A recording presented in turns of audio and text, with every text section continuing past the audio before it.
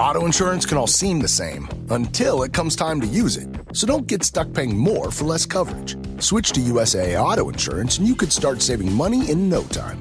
Get a quote today. Restrictions apply. Looking to invest? Start your journey by exploring exchange-traded funds with Global X ETFs. Exchange-traded funds, or ETFs for short, create baskets of stocks, bonds, and other assets that you can buy in a single trade. Global X specializes in ETFs that track emerging trends, like the rise of artificial intelligence, as well as strategies aimed to generate income potential. Visit globalxetfs.com to discover how you can get started.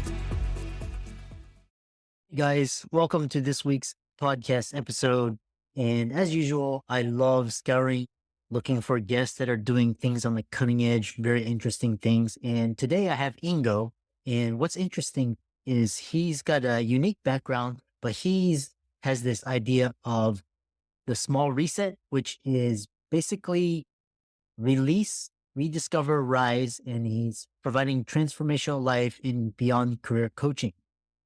What's interesting thing is he's now living in Mexico, and we're going to talk all about that. And I love having guests that can inspire, motivate, make a difference for the audience. So Ingo, welcome. Thank you for having me here, Christopher. Yeah, I love having guests that are doing things 10, 20 years before the mainstream. You're doing that. Tell people about your journey, your spiritual awakening, and how you're helping others. Yeah, so my journey started actually also quite normal, right? I went to university, I'm an engineer, and I started working. And for more than 15 years, I was working in the semiconductor industry, and I had what most people would consider like a successful life, right? I get my promotions, and we build a house, and we had a car, and we had built a family, and we were successful, but it didn't really fulfill me. So 2 years ago, me and my family decided that it's not everything. And then also when the pandemic came up, the situation changed again. Before I was traveling, also I had customers in Asia and in the United States mainly. But then during the pandemic, we were just sitting at home, and I had these Zoom meetings all day, and the kids didn't really go to school anymore. And then me and my wife were sitting there, and we said, okay, let's go for an adventure. Let's go to Mexico and travel and see if we find something better. And if you're anyway sitting on the computer, you can do that from anywhere, right? And that's how it started, right? And we sold basically all our belongings, a few bags and our kids and 2 dogs, and we went to Mexico. And that's where we are now. And it's actually interesting how I came to this decision, because I also worked, that may be interesting to your listeners, because like in a corporate, right, monthly paycheck, I cannot stop working, right? I need the money coming in every month, and you have this limiting beliefs that tell you that you cannot do something different. And yeah, we did it. What we said to ourselves, we basically just said, what is the worst case that can happen? And we thought, okay, the worst thing that can happen is after 1 year, we just go back and we look for new jobs. And that made it easier for us, right? It's very interesting and very inspiring, because there's a lot to unpack there, because we're so socially conditioned because you have everything. You have a stable job, high paying job, semiconductor, you have a beautiful house, wife, kids, and to just let all of that go, for a lot of people, it's just too much emotional energy. They can't do it. It's just too much inertia. So one thing you pointed out was you are not fulfilled. What was it that was not fulfilling? Was it you had everything, right? So then same thing with me. Like people ask me, you had everything. Why did you let it all go? What were you searching? What was going on? Yeah, I think that happens to many people. I was like that I'm talking for myself, right? But through my discussions and also through my coaching, I figured out it applies also to many other people.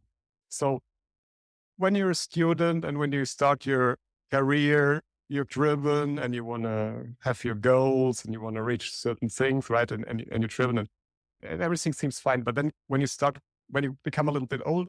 Yeah. So you had everything, a big house, a nice job, wife and kids. And for a lot, that's everything. And what prompted you? You said you weren't fulfilled. So what made you want to change? It was like, most people would call this midlife crisis, but I think there's more to it. So elaborate.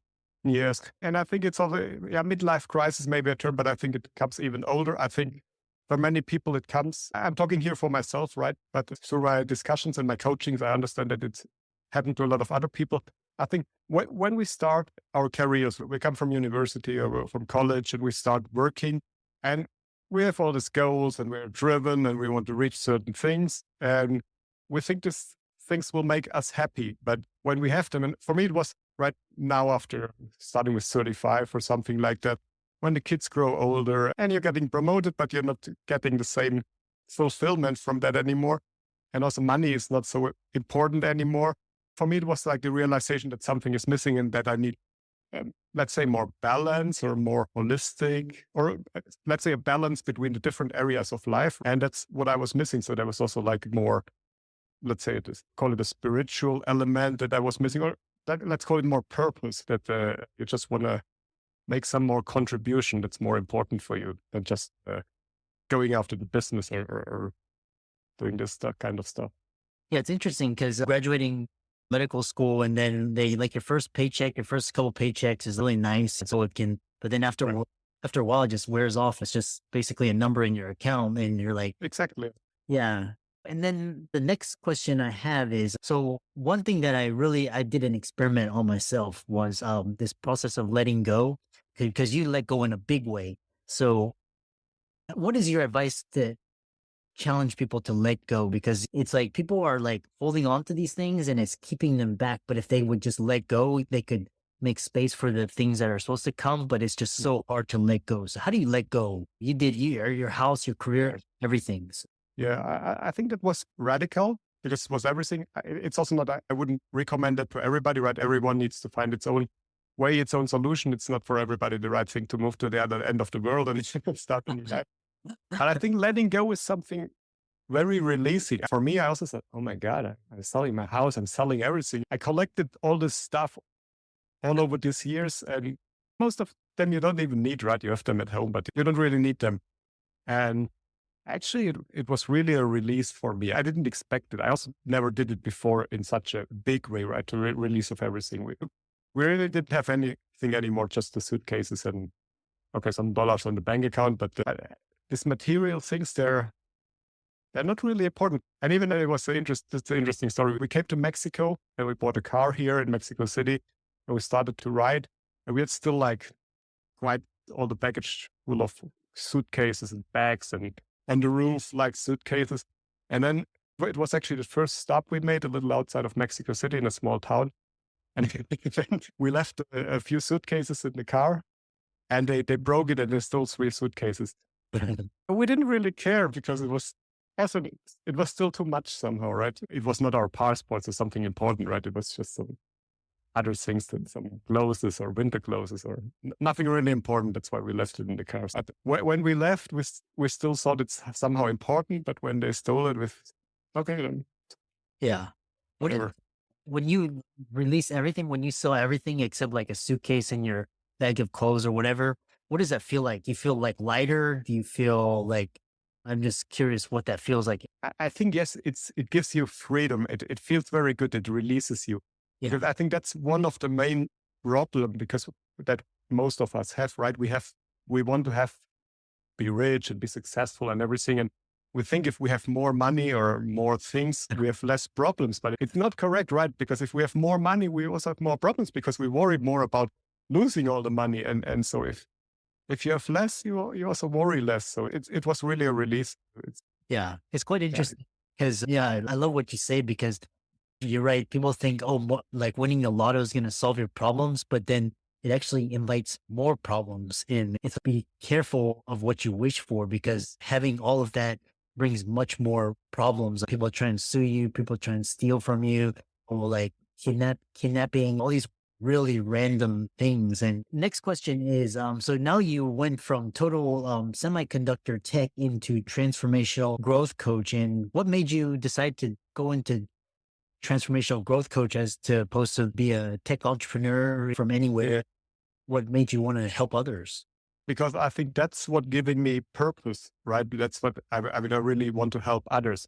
And I think basically people like I am, like professionals or people in the industry or in medical jobs or or physicians or whatever, they're all successful, but they also have, or some of them have this element that is missing. And I want to show them away from just focusing on your business goals to become, I call it holistically successful, right? Which doesn't mean only the money or whatever, but it's more like a broader sense. And I think that's what many people find out, as I said, when they become a little older, that this element in life is missing, and they want to get there, but they don't know because they're so trapped in their beliefs and what the society and social media tells them what is success, that they don't dare to go out and just look for it and find their own way. I love that. And because you did it, like I said, you did it in a very big way. And plus, I've known a lot of colleagues, they did it on a smaller scale. They weren't married. They didn't have kids. They did it very early when they were young. You had a lot on the lines. And then this question was, with that, how did that, when you help others, talk about this idea of just many people struggle with making lasting changes in their lives and fall back into old patterns. And what are the most common obstacles your clients face on their path to transformation, and how do you help them navigate it? I think the main part is that having this limiting beliefs, and many people are afraid to think big, but that they think everything has to be like it is. It's also related to a certain need for security, or not taking any risk, or at least taking very little risk, which I think is also an illusion, because even if you're in a job, right, it's not a risk-free life. Everything can happen tomorrow, right? Also with us, right? There can be health issues, or there can be financial issues, or as you mentioned, somebody can steal your money, or your house can burn down. So there's not really security. So I think that's one false belief we have. Yeah. And then, of course, all the things we have from society and from the social media, where the people telling us how a good or a nice life should look like, which doesn't really align with our internal values. So I think the good thing is that everybody has this solution inside themselves, right? I cannot tell you your solution because it's your solution, but I can ask questions, and by asking the right questions, I can help you finding your solution. And that's what I'm doing. And I really love it, because that's always a great moment if you see people having such a realization, so such a breakthroughs, that gives me really a lot of pleasure and satisfaction if I see that happen also to other people. Another thing that I observe in this personal journey path of personal development in a lot of people is sometimes you are very intentional, like you're very specific. I'm going to do this for the better. But some people, they get stuck and they can't face their fears. And then, so it takes something like, it could be a health scare, could be a divorce, could be a pandemic, could be the job loss, to basically wake them up and shake them out of their old patterns. Which one do you recommend? Obviously, doing what you do, very few people can do that, but what sort of things can help people navigate these big challenges and transitions? I think what helps me the most, or what I think is an important point, is I'm a big fan of setting goals, right? I think goals, if you set them correctly, it's a huge effort and it helps you to grow. And I'm a big believer and an advocate of a growth mindset. On the other hand, you should not identify yourself by the goals, right? The goals are good to achieve them, or even if you fail them, it's a good process, I think, but they won't make you happy, right? So you have to look for your success and your happiness. You have to look for it in the present and not in the future, because that doesn't work. Because if you reach this point, you will have a new goal and you will again delay your luck into the future. So I think it's very important to become present and to become aware of yourself. And I think most people today, they're even scared of boredom, right? They cannot put their phone away for 5 seconds because they don't like the silence or this, because it's really awkward, right? Because we're so used to this constant distraction that we don't listen to our bodies anymore. We don't listen to our mind talk anymore. It's just, we're constantly distracted. And I think the first step is just go back. Yeah, become a little bit more connected, becoming more centered. Yeah. Listen to yourself, connect with nature, become aware of things. I think that's the most important part to start with. I love how you described nature, sound baths, meditation, like cold freezes, like cold plunges, just things that just shake your body, just make you focus on the immediate present. I really love what you're talking about. And so looking ahead, how do you see landscape of personal development and transformational coaching evolving? And what I'm always interested in is any emerging trends or methodologies that you're excited about incorporating into your practice helping clients. Yeah, I think there's a trend of people to what I described right now. They want to become more aware. They want to have this more spiritual element. I think the main trend right now, especially with social media, right, it's still to this, whatever, get rich quickly or lose 10 pounds in 4 weeks methods of coaching. So I'm not a fan from it. I think they work, but they're purely based on motivation. Of course, I can motivate myself to go now to the gym for 2 months, but it won't change my mindset. So I believe more in transformational changes, which requires that you look inside yourself and dig deep and dig out all your traumas and all your limiters and all your beliefs, which is not always pleasant, but it's, once you have the breakthrough and once you get over it, it's much better. On social media, connect with you, check out your work, reach out to you and work with you. Yeah, so you mentioned already my website. My brand is The Small Reset, and my coaching style, I call it Release, Rediscover, Rise, which basically is release means you first need to get rid of all your limiting beliefs. Yeah. And then you can rediscover what you really want, what's really your passion, what your purpose. And from there, you can rise then to new heights. That's more or less the framework I'm working with. And the website is thesmallreset.org. Yeah. There they can find everything. I also have a YouTube channel with the same name.